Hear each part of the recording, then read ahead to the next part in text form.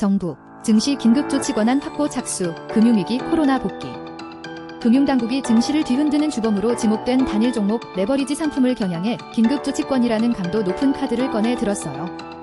지난달 16일 기본 예탁금 상향 등을 골자로 하는 보완책에 이어 30일 발표한 추가 대책 일환으로 글로벌 반도체 종목 쏠림 현상의 레버리지 상품까지 겹쳐 극도로 높아진 시장 변동성을 관리한다는 차원이에요. 이와 함께 개인별 투자 한도 설정, 모의거래 의무화, 거래비용 부담 등도 추진해요. 정부는 별도 시한을 정하는 대신 최대한 신속하게 도입하는 것을 목표로 총력을 모으는 모습이에요.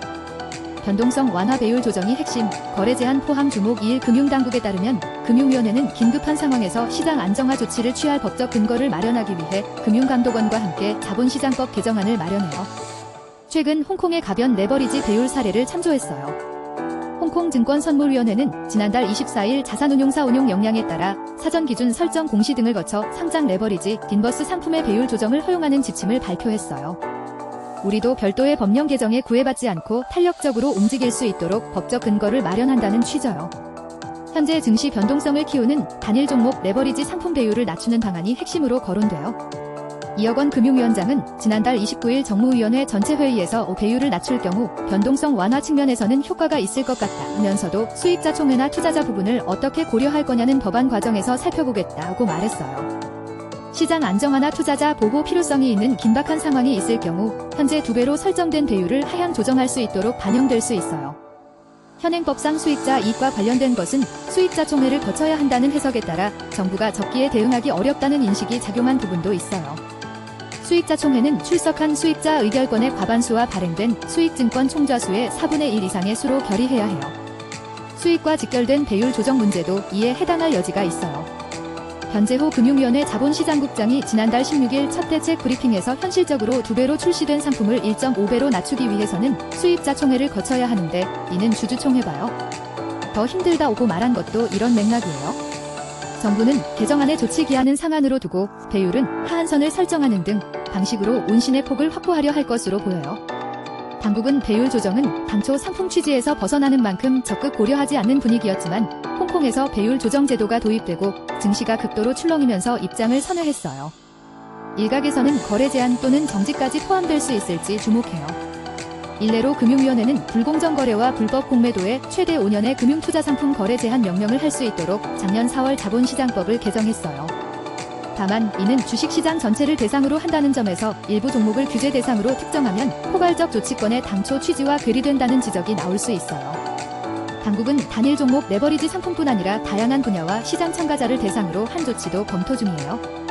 금융당국 관계자는 메인이 단일 종목 레버리지고 다른 대상을 포함해야 하는지는 검토해야 하는 부분이라고 말했어요. 또 다른 관계자는 여러 차례 혼란을 겪었는데 긴급조치로 할 수 있는 권한이 많으면 시장 안정에 도움이 되겠다고 느꼈던 상황을 복귀하면서 사례를 수집 중이라고 전했어요. 2008년 금융위기나 코로나19 등 증시 변동성이 극심했던 전례를 들여다보고 당시 정부가 필요하다고 봤던 조치 중 적용할 부분이 있는지 들여다볼 예정이에요.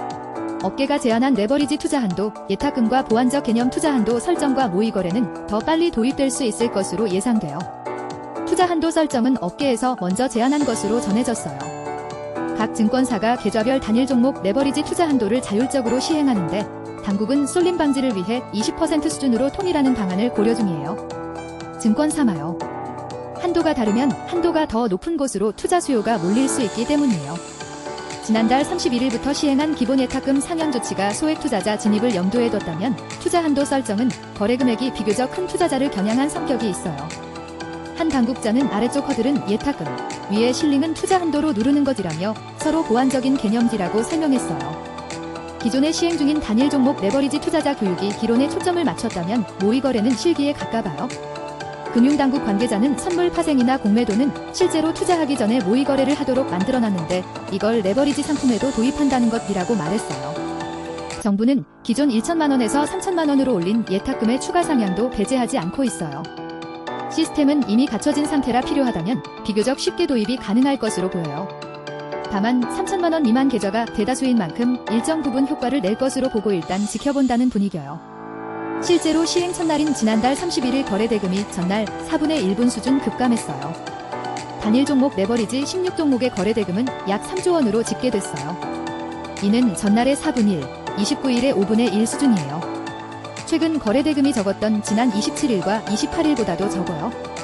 정부는 전문 투자자만 거래하도록 제한하자는 시장 일각 목소리에는 선을 긋는 분위기요.